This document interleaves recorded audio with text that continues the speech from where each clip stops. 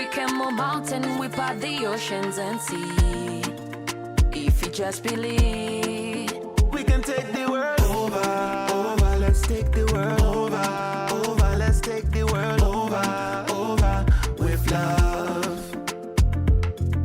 Well, Hotep family, peace and blessings. We greet you in the name of God and the ancestors, in whose footsteps we most humbly walk. His brother Ed Moja and Dr. Kathleen E. Walls. E. Walls. We are here for another Stronger Together. Together? Yeah, Stronger Together. So, Dr. Walls, what are we talking about on this segment of Stronger Together? Well, you know, we've been dealing with a lot of different things as of late. Family, friends, mentees, spiritual daughters, and all types of things. And I know one of the topics that we have been talking about with them is a phrase that you use all the time, and that's being careful of the bump. Oh, the bump. And you always say that the bump is more dangerous than the push. Yes, that's true. And so, to me, it is. What does that mean? Because in relationships, be it romantic relationships, friendships, business relationships, there's pushes that come and there's bumps that come. So what do you mean by that statement? The bump is more dangerous than the push? Well, what's the push? The push is anything a push is when someone or something comes to physically move you from where you are or from where you're going and move you somewhere else. And we normally, I say we human beings, when someone comes to push you, we usually brace ourselves for that. Right. Okay? Because you see them come in to push you, right?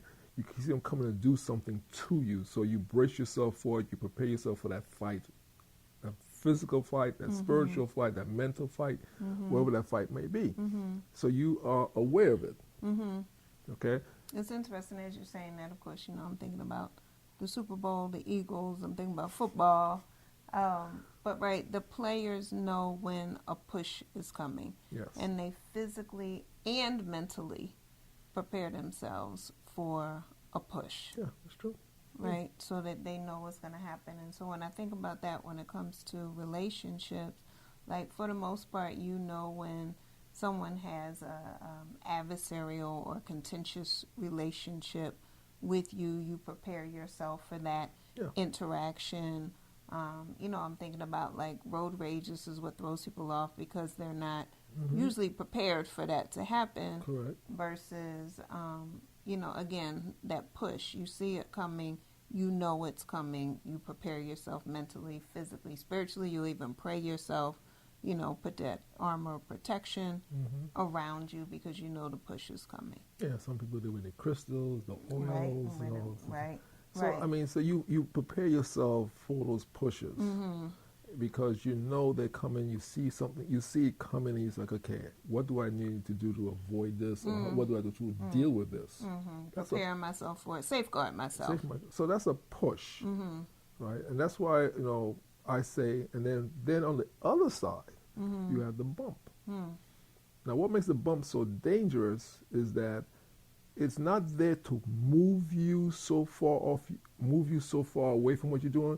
What makes the bump so dangerous is just a gentle nudge. And what's a gentle nudge can be? Say, for example, you say you want to go to point A. And it's a good friend, someone you know might come and just move you a little bit away from point A. So you didn't get to point A, but you're close enough to it and you don't even realize it. But your goal was to point A because point A had so many things that you wanted to do. So instead of doing the 10 things you wanted to do, you did 7 other things. Okay? And it takes you a while to realize, and sometimes you don't even realize it because you got 7 out of 10. That's pretty good. But you initially was going to do all 10. The goal was to do 10 out of 10. So the bump is just taking you a little bit off your ultimate goal. And the thing is, you were prepared for 10. You were prepared to do all this. You were capable. And you were capable of doing it. Right? You had all the tools, you had everything ready. But your friend, a good friend, or whatever, someone you were dating or something, they came over and said, oh, why are you going to hang out with your girlfriend? I said, why don't you come hang out with us? And so, oh, hey, why you hang out with the boys? And man, come hang out with us. And you're like, yeah, okay, I guess I could do that later on. But in that process, what was supposed to happen with your friends or your Right. girlfriends did not happen to its fullness because you weren't there at that time. You say you're going to do it a little bit later, and then later your friends say, "Oh man, if you were here, we could have really got this stuff done." Right. And all of a sudden you say, "Oh, I was bumped. Right. It was a bump." Right. And that's why the bump is so dangerous, because the bump will just take you a little bit off your spot, off your goal. You get 7 things done instead of the 10 which you were capable of doing. And that's why I say the bump is more dangerous, because the bump makes you think you accomplished everything you wanted to, but it takes you a time to really see that you didn't. Right. Right. Then you sit down and say, "Oh, I could have done that. Why didn't I do that?" Because my friend took me over there, or I decided someone told me something. Yeah, as you're saying that, I think that's so important, because I know that there's times where I may have a day set aside for quiet meditation or so forth, and then let's say I get a phone call, and I'll take that call, and then I'll end up not meditating for as long as I'm supposed to meditate, or I'll start doing something else, and it wasn't on my agenda to do. And it takes you time. It eats up a lot of It's time. time, energy. See? Right. And mentally, and it's mostly spiritually. And I think that's why the bump is so dangerous, is that, I would say spirit first and physical will follow. So when you go in disharmony with your spiritual energy, spiritual guide, it throws everything off. Yeah. And it throws you off to where you try to recorrect yourself, and you just, okay, well, it wasn't too, and you say, "I wasn't too bad. That was okay." But in your heart and inside of you, you're like, "Man, I could have done that. I could have got that done." Yeah. Yeah. And So as you're saying it, as a therapist, I think about working with couples. And I know sometimes there are bumps within relationships, oh, yeah. right? And so I've had couples come in and complain about someone looking like maybe they've crossed the line with a coworker or a friend.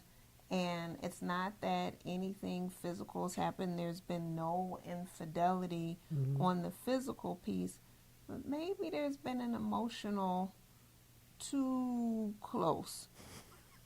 Right? So it hasn't been a push in that there's a total violation, but there is a potential, things just seem to be a little bit too uncomfortable. Right. And they can't quite say it's been an emotional affair, but they can say that they feel as though it's been a boundary violation.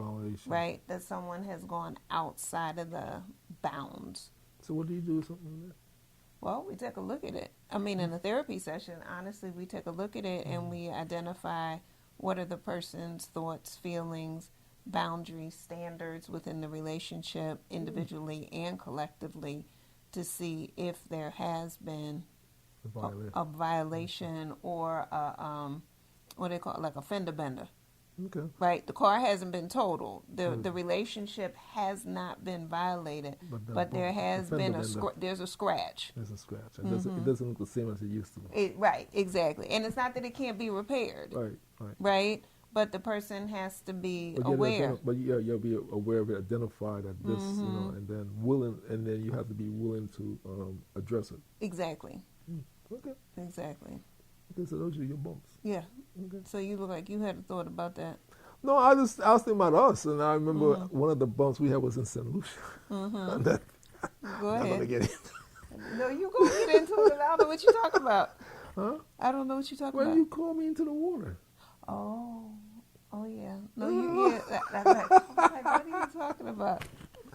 No, because it was a bump.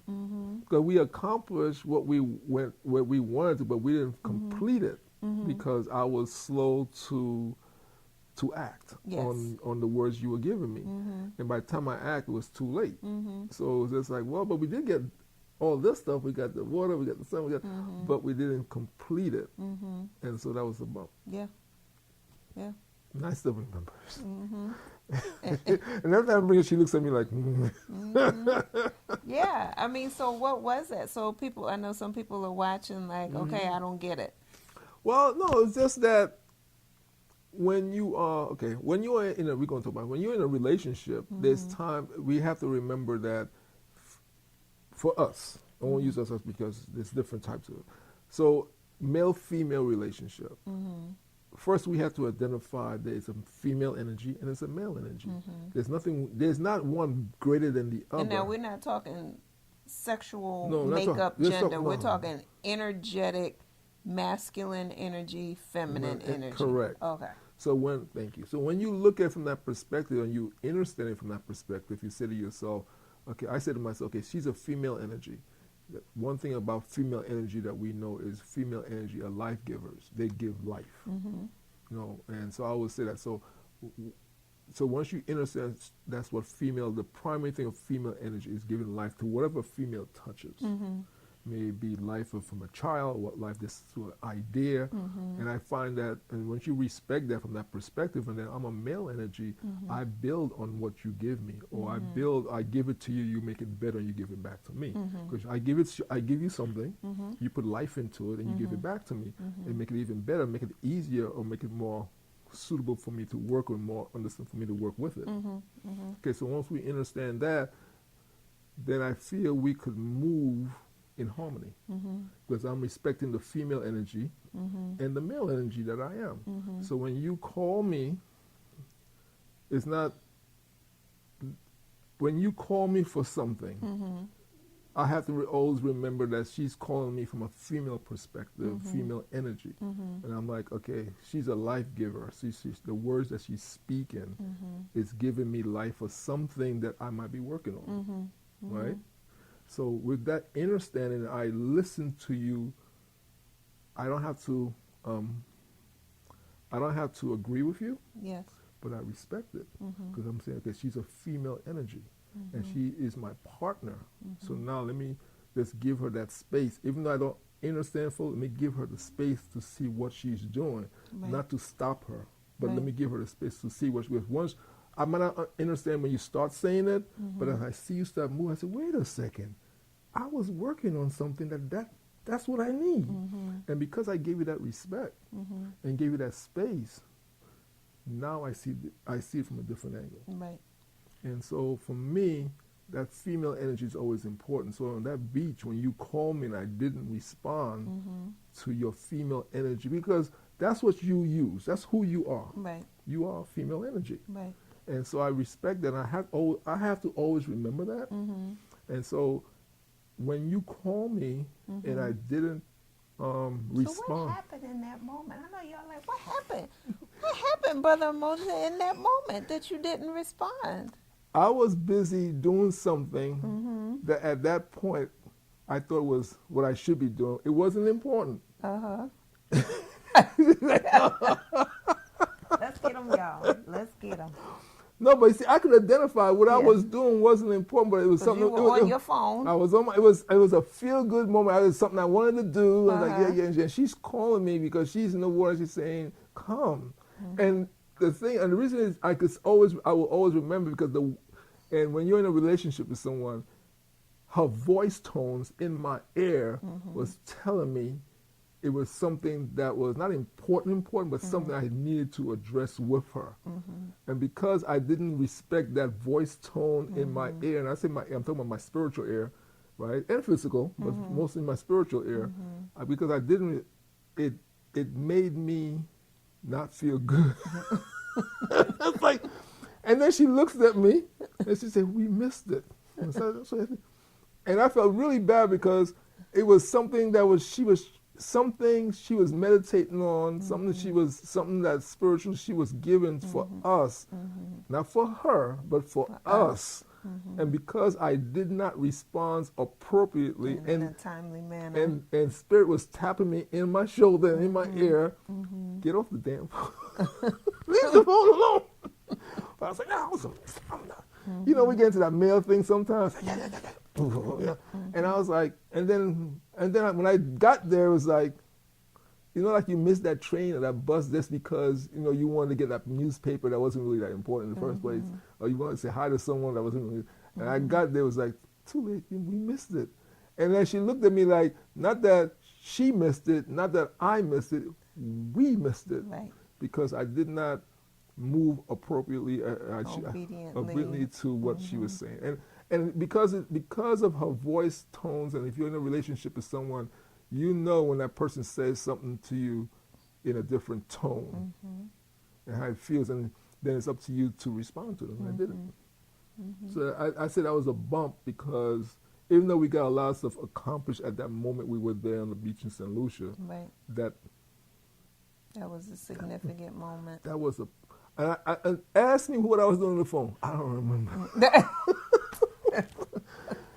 Don't ask. No, I don't remember, and that's why. For those who are listening, when you put something unimportant in front of something important, that unimportant thing, you're like, man, it disappeared. Like, what was I doing? Like what happened? So yeah. So I always think that was a major bump for me, and I still think about it because I felt at that point it was a very important time in our relationship, and it taught me a lesson. And it's a lesson I take with me now. So even though now when she says things to me and I hear that, even though I don't agree with her, I'm like, okay, let this go. I'm not missing it again. I'm not, because you know what? Everything is not black and white. I believe there's times when everything's interconnected. Yes. So there's times when your partner will get part of it, and then he or she will get the A, and that A helps you get the B, C, D, and E, and F, and everything else. But if you don't get that A, you don't get the B, C, D, and E, and F. I think that's so important, and that's something that I know I've learned in our relationship over the years, and that's a lesson that you actually taught me, is that, you get some things and I get some things, and the importance of us having clear communication with each other and constant communication with each other, because again, I'll just get a piece, but I can't complete the work that needs to be done without sharing it with you, because then you'll give me the other piece, and then we'll move forward. I know today I was sharing with you that I had noticed a pattern over the last 3 days in regards to one of my businesses. And you were saying, okay, well, you know what that means. And I'm going, no, I don't know what that means. That's why I'm bringing it to your attention. I haven't processed it yet, and I need assistance. And not only do I need it, but I want it, so that we can move faster, stronger, more solid. Stronger together. Right? Exactly. That's the whole point, right? So that we can be stronger together. And it's not for me to always figure out by myself. Not that I can't, but when we are in a relationship, you bring another part to it, as we talk about the interconnected pieces as well as the 360 degrees. You bring more aspects to it than what I'll bring by myself. And I think that's the important thing about being in a relationship, the respect of what the word relationship says means. Because if I could do everything by myself, why do I need you? And vice versa. If you could do everything by yourself, why do you need me? So in a relationship, we understand that person you're in a relationship with is one of the things that they're doing is making you better. That's right. Making you stronger. And when you understand that and you respect that energy, it puts you in a position when you your step up better is stronger, your focus is better, your joy is greater, your love is stronger. So because you respect that person. Yeah. Because and I always say to her, I don't have to agree with you all the time, but I will respect you all the time. And when I don't agree with her, I usually go quiet, and she knows that. And the reason I go quiet, rather than not say something than say something that will damage. Because when you say it, you can't take it back, right? In the martial arts, my instructor said the last thing a true martial artist do is fight, physically fight. Because once you start to fight, other things happen that you cannot control. So you try your best to diffuse stuff by talking and listening and trying to see why are we at this point. Right. Okay, that's what from the martial arts. One of the things my teacher always taught me, right? So as your rank gets higher, you fight physically less, and you find yourself talking, and that's when you become a master, grandmaster. If that's true in relationships, that is, the relationships go further. There's less arguing and disagreements as well. Well, good relationships are like 40, 50, 60 years. You see, Sometimes you see, I know for me right now, Been on this show a long time. I let y'all know. Look, no, is it because true? I find myself like even now. Now I turned 61 last year. I'll be 62 this year, right? So I find myself at the point where you say things that I just shake my head. I don't say when she sees me shake my head. Everybody know he shake his head. Because all our spiritual children be like, he's shaking his head, ain't he? Yes. Because you know what, and it's several reasons why I shake my head. But one Okay. of the reasons I shake my head because the vibration changes, the frequency changes when you shake yourself. Oh, really? Yes, you do. You see, because if you go like this, you're acknowledging. When you go like you're just like, oh boy, when I do this, like, what am I missing? What's going on? I say, okay, this is cool. You think about it when you see something, you say, oh yeah, I like that, yeah. And you look at it, and say, what is that? Right. We do it all the time. Yes. So now, if you think about it, if you put words to it, when you shouldn't, I think you make it. You intensify the negativity of it. You say, why are you doing that? I don't know why you're doing that. Why did you do that? Right? But you say like, And I'm saying I do that to myself. So now I'm starting to think from different angles, 360 degrees. Now the angle I'm looking at right now, I'm not really agreeing with it, or something that doesn't really. So I'm like, And I'm trying to get myself, shaking myself, like, okay, Ed, look at it from a different. I'm telling myself, look at it from a different angle. Look at it from a